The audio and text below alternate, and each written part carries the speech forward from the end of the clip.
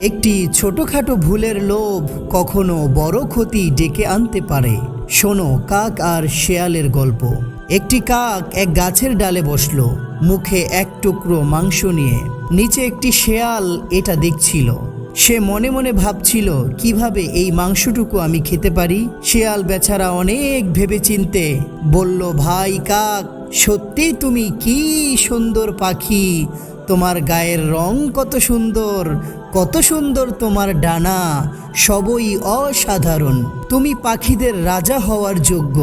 কিন্তু হায়, যদি তোমার কণ্ঠস্বরও তোমার রঙের মতো সুন্দর হতো, তবে তুমি পুরোপুরি অসাধারণ হতে।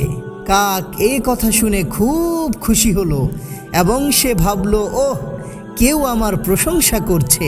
তার আনন্দ দেখে শেয়াল আবার বলল, দেখো ভাই কাক, তুমি যদি গান শিখতে পারো তাহলে সবাই তোমার প্রশংসা করবে। এ কথা শুনে কাক তখন আনন্দে মুখ খুলল এবং মহা উল্লাসে কা কা ডাকতে শুরু করলো। কিন্তু তার মুখে থাকা মাংসের টুকরো এই ফাঁকে পড়ে গেল নিচে। শেয়াল সঙ্গে সঙ্গেই লাফ দিয়ে মাংসটুকু নিজের মুখে তুলে নিল।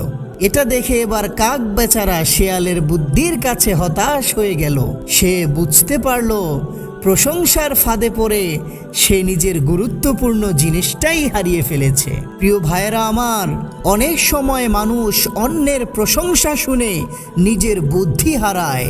লোভে আর অহংকারে পড়ে তারা নিজের মূল্যবান জিনিসও হারাতে পারে। সত্যিকারের শক্তি এবং সম্পদ ব্যবহার করতে হয় সতর্কভাবে। অপরের কথা শুনে সব সময় আনন্দে না ফুলে নিজের মনে সতর্ক হওয়া উচিত, যার কারণে আমরা নিজের সব কিছু নিরাপদ রাখতে পারি এবং হঠাৎ ক্ষতি থেকে বাঁচতে পারি।